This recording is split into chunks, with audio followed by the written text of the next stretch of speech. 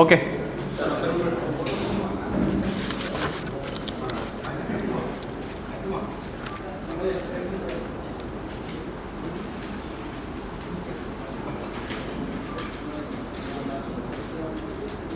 రెడీయా? అందరికీ నమస్కారం. గత కొద్ది నెలలుగా అంటే కొన్ని సంవత్సరాల నుంచి కూడా జనాల దగ్గర నుంచి వాళ్ళని మోసం చేసి అధిక వడ్డీ ఇస్తా అని చెప్పేసి వాళ్ళ దగ్గర నుంచి డబ్బులు బాగా కలెక్ట్ చేసిన రమావత్ బాలాజీ, ఇతని ఏజ్ 26 years, ఇతను పలుగుతండ గుడిపల్లి మండల్కి చెందినవాడు. ఇతని మీద ఇప్పుడు మనం ఒక 3 డిపాజిటర్స్ యాక్ట్ కింద ఎఫ్ఐఆర్స్ రిజిస్టర్ చేయడం జరిగింది.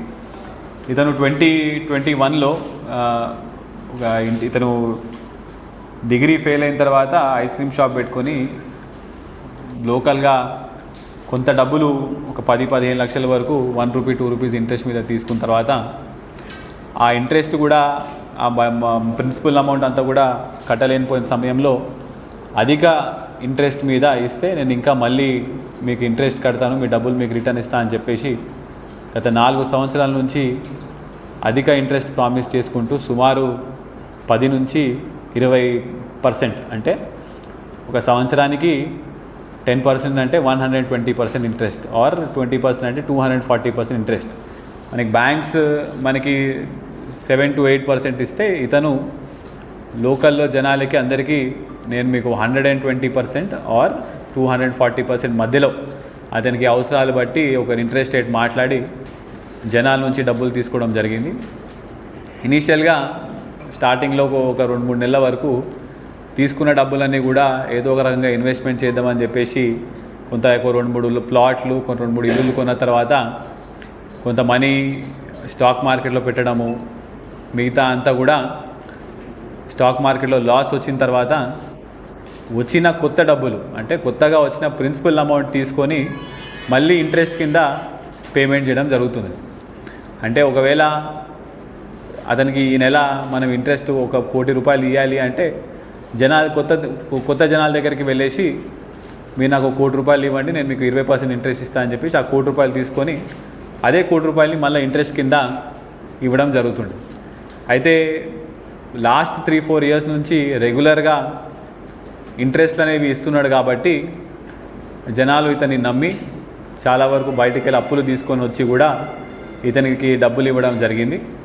కానీ లాస్ట్ 6 months నుంచి ఇంట్రెస్ట్ పేమెంట్స్ కరెక్ట్గా లేకపోయేసరికి అతనికి కొత్తగా ఎవరు డబ్బులు ఇవ్వకపోయేసరికి ఇంట్రెస్ట్ పేమెంట్లు అనేవి ఆగిపోయినాయి. అదేవిధంగా అతని దగ్గర ఉన్న ప్రిన్సిపల్ అమౌంట్ కూడా ఇతని దగ్గర ఏమీ లేదని చెప్పేసి ఇతను పారిపోతూ తిరుగుతున్నాడు. దీనికి సంబంధించి మనము ఒక 3 ఎఫ్ఐఆర్లు రిజిస్టర్ చేయడం జరిగింది. అతన్ని ఇవాళ పొద్దున మనము నల్గొండ టౌన్లో మనం అతన్ని అరెస్ట్ చేసినాము. అరెస్ట్ చేసిన తర్వాత అతనికి ఉన్న ట్రేడింగ్లో ఉన్న కొన్ని అకౌంట్స్ ఉన్నాయని కన్ఫెషన్లో చెప్పడం జరిగింది. అవన్నీ ఓపెన్ చేసి చూస్తే కూడా అతను సుమారు 12 కోట్ల వరకు లాస్ట్ 2 yearsలో ట్రేడింగ్లలో మనీ అంతా కూడా పోగొట్టడం జరిగింది. ట్రేడింగ్లో కూడా ఫ్యూచర్స్ అండ్ ఆప్షన్స్ అని చెప్పేసి అది కూడా ఫాస్ట్ ట్రేడింగ్ ఉంటుంది. అతనికి తెలియని విద్య. అది కూడా అందులో 12 crores వరకు పెట్టడం జరిగింది. పెట్టి కూడా అన్నీ పోయినాయి. అదేవిధంగా లాస్ట్ ఇయర్ 2 సంవత్సరాల క్రితం ఉన్న లిక్కర్ టెండర్లో కూడా 11 అప్లికేషన్స్ ఫైల్ చేయడం జరిగింది. 111 అంటే సుమారు 2.5 కోట్ల వరకు అప్లికేషన్స్ దాని మీద ఖర్చు పెట్టడం జరిగింది. అందులో అతనికి ఒకటే వచ్చింది, మిగతావి సిండికేట్లో ఒక 4 వచ్చినాయి. ఆ ఒకటి వచ్చింది కూడా లాస్లో అతను మళ్ళీ వేరే వాళ్ళకి అమ్మేసి మళ్ళీ ఇంట్రెస్ట్ కట్టడం జరిగింది. అంటే ఇతను ముఖ్యంగా ఏం చేసినాడంటే జనాల దగ్గరికి వెళ్ళి ఈ నెల మనం ఇంత ఇంట్రెస్ట్ కట్టాల్సిన అవసరం ఉంటుంది కాబట్టి ఎవరో తెలియని మనిషి దగ్గరికి వెళ్ళేసి నేను మీకు 12% లేకపోతే 15% లేకపోతే 20% ఇస్తా అని చెప్పేసి ఆ డబ్బులు తీసుకొని మళ్ళీ ఇంట్రెస్ట్ కింద కట్టడం జరిగింది. ఇప్పుడు మా దగ్గర 2-3 విక్టిమ్స్ కూడా వచ్చినారు. ఆ విక్టిమ్స్ కూడా ఏమంటున్నారంటే ఈ నల్గొండలో ఉన్న ఐటీ టవర్ కూడా నాదే అని చెప్పేసి ఐటీ టవర్లో 2-3 దగ్గర డబ్బులు తీసుకున్నాడు. ఆ మందు దుకాణాలు నావే అని చెప్పేసి అక్కడ కూడా డబ్బులు తీసుకోవడం జరిగింది.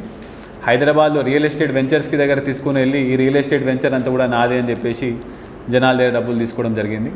అయితే ఈ విధంగా చాలామంది మోసపోయి పాపం వాళ్ళు కూడా ఇదేదో ఇంట్రెస్ట్ బాగా వస్తుందని చెప్పేసి వాళ్ళు కూడా బయట ₹2 నుంచి ఇంట్రెస్ట్కి తీసుకొని వచ్చేసి ఇతనికి ₹10, ₹12, ₹20, ఇంట్రెస్ట్ ఇవ్వడం జరిగింది.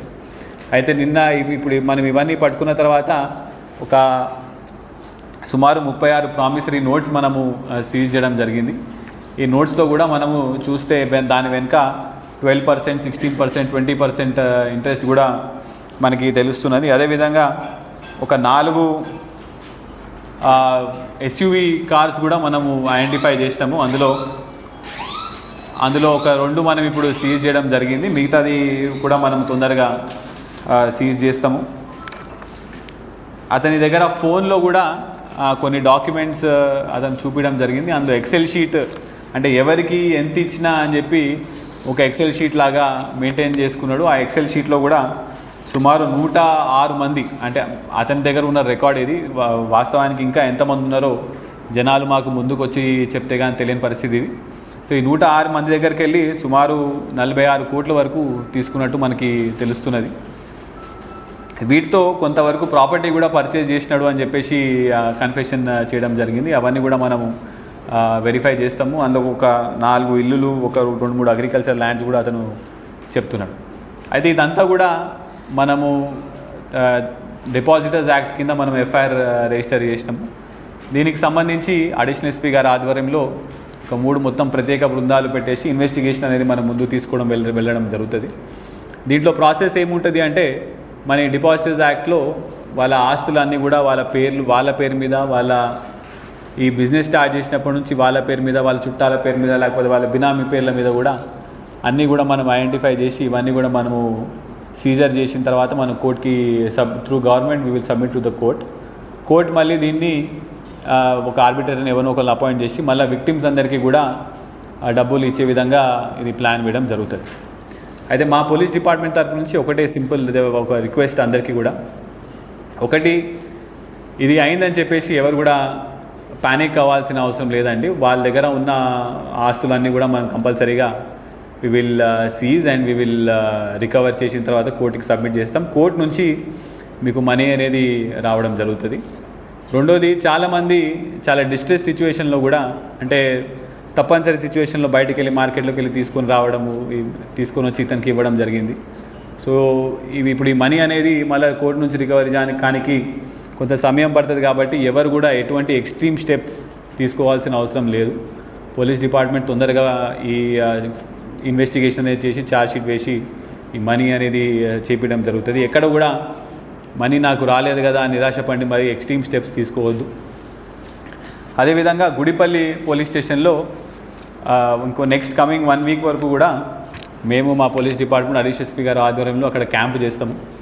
బాధితులు ఎవరున్నా కూడా కంపల్సరీగా మా పోలీస్ స్టేషన్కి వచ్చి మీ డీటెయిల్స్, ఆ లిస్ట్, మీ దగ్గర ఉన్న ప్రామిసరీ నోట్లు అన్నీ కూడా మాకు సబ్మిట్ చేస్తేనే మాకు మొత్తంగా అవగాహన వచ్చి ఎవరు ఎంత డబ్బులు ఇచ్చినారు, దాని మొత్తం డబ్బులు ఎక్కడ పెట్టినాడు, ఏం చేసినాడు, ఇవన్నీ మాకు తెలిసే పరిస్థితి ఉంటుంది. సో ఆ రిక్వెస్ట్ ఫ్రమ్ పోలీస్ డిపార్ట్మెంట్, మీరు ఎవరు కూడా